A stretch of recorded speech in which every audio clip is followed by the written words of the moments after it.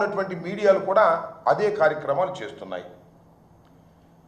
చంద్రబాబు నాయుడు గారు అధికారంలోకి వచ్చిన తర్వాత సరే హామీలు, ఆయన ఇచ్చిన మాట నిలబెట్టుకుపోవటాలు అనే విషయాలు కాసేపు పక్కన పెడితే అది వేరే సబ్జెక్టు. వచ్చిన తర్వాత ఏం ప్రగల్భాలు పలికారంటే ఈనాడులోనే కోరలు పీకండి సోషల్ సైకోలపై సీఎం నిర్దేశం.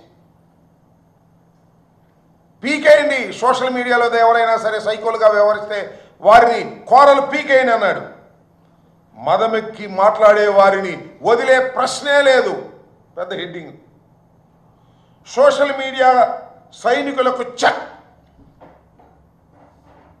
తప్పు చేసిన వారిని శిక్ష తప్పదు. అనుచిత పోస్టులకు తీవ్రమైన పరిణామాలు. ఆ పోస్టులు చూసి నా బిడ్డలు కన్నీరు పెట్టుకున్నారు. పవన్ కళ్యాణ్ గారు మంత్రివర్గంలో వాపోయాడట. అసభ్య పోస్టులు పెడితే పీడీ యాక్ట్, అసభ్యమైన పోస్టులు పెడితే మాత్రం ఊరుకోము, పీడీ యాక్ట్ పెట్టేసి లోపలేసేస్తాము అని ప్రగల్భాలు పలికారు. ఇవన్నీ వైసీపీ వారిని లోపల వేయడానికి ఉపయోగించే కార్యక్రమాలే తప్ప చంద్రబాబు నాయుడు గారికి మాత్రం ఆయన పెంచి పోషిస్తున్నటువంటి సోషల్ మీడియాను మాత్రం ఎక్కడ చెక్కు చెదనివ్వాల. అసభ్యకరమైనటువంటి పోస్టులు, అసభ్యకరమైనటువంటి మాటలు, అసభ్యకరమైనటువంటి వేషాలు, అసభ్యకరమైనటువంటి చిత్రీకరణలు చేస్తూనే ఉన్నారు. వారిని ప్రోత్సహిస్తూనే ఉన్నారు చంద్రబాబు నాయుడు గారు. మీరు ఈ మధ్యకాలంలో చూస్తే మాజీ ముఖ్యమంత్రి జగన్మోహన్ రెడ్డి గారి మీద ఒక ఐటీడీపీ కార్యకర్త ఏ విధంగా మాట్లాడాడో మనం చూసాం. వారి మీద, వారి సతీమణి భారతి గారి మీద ఏ రకమైన అనుచిత వ్యాఖ్యలు చేశారో నేను ప్రత్యేకంగా చెప్పాల్సిన అవసరం లేదు. చాలా సీరియస్గా తీసుకోవాల్సినటువంటి అంశం. మేము పెద్దగా సీరియస్గా తీసుకోలేదు, కానీ ప్రజలు తీవ్రంగా స్పందించారు. సోషల్ మీడియాలో న్యూట్రల్ యాక్టివిస్టులు తీవ్రంగా స్పందించారు. ఏమిటి అన్యాయం? ఇంత దారుణంగా ఎలా మాట్లాడతారు? ఇది తప్పు కదా అని చంద్రబాబు నాయుడు గారు యాక్షన్కి వచ్చేసారండి. తక్షణమే అరెస్ట్ చేయమన్నారు, అరెస్ట్ చేశారు. నేను ఆ రోజునే చెప్పా, ఇదంతా ఒక డ్రామా. జగన్మోహన్ రెడ్డి గారి సతీమణిని అన్న తర్వాత మేము ఊరుకోము అనేటువంటి ఒక డ్రామాని క్రియేట్ చేసి పాపం అతన్ని అరెస్ట్ చేశారు. చేబోలు కిరణ్ అనే వ్యక్తిని. అతను పెంచిపోసింది ఎవరండి? అతను ఐటీడీపీ కార్యకర్తగా ఎలా వచ్చాడు? ఎందుకు వచ్చాడు? అతనే చెప్పాడే. ఒకసారి ప్లే చేయండి చంద్రబాబు నాయుడు గారితో ఆయనకున్న పరిచయాన్ని. Is a small man.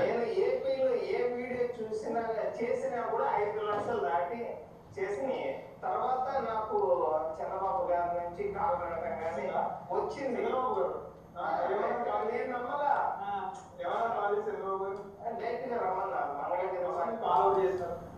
అంటే పార్టీ తరఫున ఉంటారు కదా, వాళ్ళు ఫోన్ చేసి ఇట్లా బాబు గారు రమ్మంటున్నారు అని చెప్తే మేమేదో వీళ్ళు జోక్ చేస్తున్నారు కామెడీ అనుకున్నా, కానీ తర్వాత తెలిసింది. అప్పుడు అధికారంలో ఉన్న 2014 నుంచి కానీ అంత ముందే ఉన్న ఎమ్మెల్యేలతో కూర్చొని నేను 2 రోజులు మీటింగ్ లో ఇక నువ్వేం చేస్తావంటే, సార్ ఇట్లా నాన్నకి యాక్సిడెంట్ అయితే ఇరిగేషన్ డిపార్ట్మెంట్ లో నేను లస్కర్గా చేశాను సార్, తర్వాత స్వీట్ బిజినెస్ పెట్టుకున్నాను, ఇట్లా పార్టీ కష్టాల్లో ఉంటే ఇక్కడ మిమ్మల్ని తిడుతున్నా కానీ ఏదన్నా కానీ ఇంట్లో మామగారు చెప్తే మాట్లాడు అంటే మాట్లాడాను సార్. నేను ఏపీలో ఏ వీడియో చూసినా చూశారు కదా, చేబోలు కిరణ్ చెప్పినటువంటి మాట. ఆ రోజు జగన్మోహన్ రెడ్డి గారి సతీమణి భార్య గారి మీద మాట్లాడారనే దాని మీద పెద్ద ఎత్తున దుమారం లేచింది, అరెస్ట్ చేశారు. అంతకుముందు ఎంతమంది గురించి మాట్లాడాడు, ఎంతమంది భార్యల గురించి మాట్లాడారు, ఎంత నీచంగా మాట్లాడారు అవి దృష్టిలోకి రాలేదు. సరే అరెస్ట్ చేశారండి. అరెస్ట్ చేసి ఏం చేశారే? నేను ఇవాళ చెప్తున్నా, మీ అందరికీ తెలుసు, చంద్రబాబు నాయుడు గారు అధికారంలోకి వచ్చిన తర్వాత సోషల్ మీడియా యాక్టివిస్టుల పేరు మీద అరెస్టు చేసిన తర్వాత ఇంత తొందరగా రిలీజ్ అయినటువంటి సోషల్ మీడియా అరెస్టుల్లో ఏది లేదు, ఒక కిరణం తప్ప. 11వ తారీఖు అరెస్ట్ చేశారు, కోర్టులో ప్రొడ్యూస్ చేశారు, 23వ తారీఖు బయటకు వచ్చాడు. ఎలా వచ్చాడు? కోర్టు వారు ఇచ్చారా? కోర్టు వారు ఇచ్చే విధంగా చేశారు. జనరల్గా ఏం చేస్తారు, ఏం చేస్తున్నారు? ఎవరైనా సోషల్ మీడియాలో అరెస్ట్ అయితే ఏదో ఇన్వెస్టిగేషన్కి పోలీస్ కస్టడీ ఇవ్వమని పిటిషన్ పడేస్తున్నారు. పడైన వారు ఎవరి మీద లేదు, సోషల్ మీడియాలోనే కాదు, వైసీపీకి సంబంధించినటువంటి వ్యక్తులు ఎవరు అరెస్ట్ అయినా, మాధవ్ మొన్న అరెస్ట్ అయ్యాడు కదా, అరెస్ట్ చేశారు కదా, ఆయన మీద మళ్ళా పిటిషన్ పెట్టారు, ఏది పోలీస్ కస్టడీకి ఇవ్వమని. పిఎస్ఆర్ ఆంజనేయులు గారు ఆయన పోలీస్ కస్టడీకి ఇవ్వమని పెట్టారు. ఒక్కళ్ళని కాదు, ఇంతవరకు అరెస్ట్ అయిన ప్రతి వారి మీద పిటిషన్ పెట్టి పోలీస్ కస్టడీకి తీసుకుంటున్నారు. కానీ చిత్రం ఏంటో, పాపం ఈ చేబోలు కిరణ్కి పోలీస్ కస్టడీ అవసరం లేదన్నారండి. ఎందుకంటే మావాడండి, ఏదో నాటకంగా అరెస్ట్ చేశాం. చంద్రబాబు నాయుడు గారు పెంచి పోషించేసిన వ్యక్తి, చంద్రబాబు నాయుడు గారే ఆయన పిలిపించుకుని ఇవన్నీ మాట్లాడించాడు. కాబట్టి ఆయన్ని మేము మాత్రం జాగ్రత్తగా జైల్లోకి తీసుకెళ్ళి జాగ్రత్తగా జైల్లో నుంచి బయటకు తీసుకురావాలని నిర్ణయానికి వచ్చాం. కాబట్టి మేము వారికి పోలీస్ కస్టడీ పిటిషన్ వేయము అన్నారు. వేయలేదు. వీలేలో వచ్చింది, ఛార్జ్షీట్ ఫైల్ చేశారండి. ఇన్వెస్టిగేషన్ కంప్లీట్ అయిపోయింది. విత్ ఇన్ 12 డేస్లో టోటల్ ఇన్వెస్టిగేషన్ ఇస్ కంప్లీటెడ్. ఇంతవరకు చంద్రబాబు నాయుడు గారు వచ్చిన తర్వాత పెట్టినటువంటి కేసుల్లో ఇంతవరకు ఏ కేసులోనూ ఇన్వెస్టిగేషన్ కంప్లీట్ కాల. మంగళగిరి కోర్టులో మాత్రం, మంగళగిరి పోలీసులు మాత్రం ఈ కిరణ్ కేసులో టోటల్గా ఛార్జ్షీట్ పడేశారు.